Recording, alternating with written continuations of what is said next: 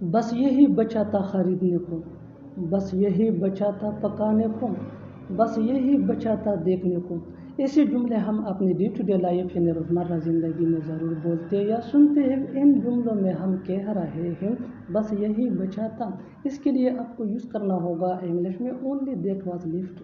आइए complete structure समझते हैं।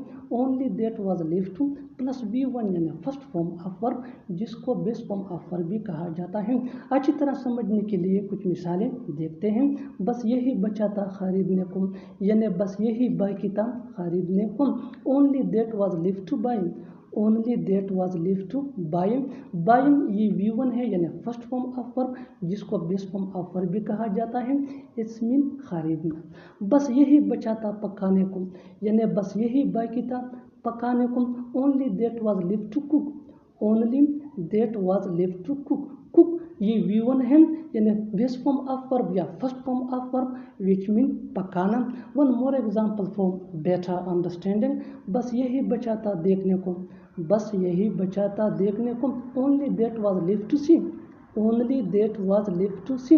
बिल्कुल हम स्ट्रक्चर को स्टेप बाय स्टेप फॉलो कर रहे हैं। आप भी इस स्ट्रक्चर की मदद से सीख सकते हैं, बना सकते हैं ऐसे बहुत सी जुमले अंग्रेजी जुबान में आसानी से। That can be really helpful for you, which can take you from basic to advance level. अच्छी तरह समझने के लिए एक और मिसाल देखते हैं। One more example for better understanding. जितना ज़्यादा प्रैक्टिस करोगे उतना ही जल्दी इंग्लिश सीख जाओगे। बस यही बचा था बताने को, बस यही बचा था बताने को।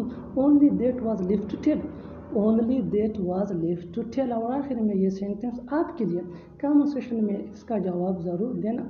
बस यही बचा था सुनने को।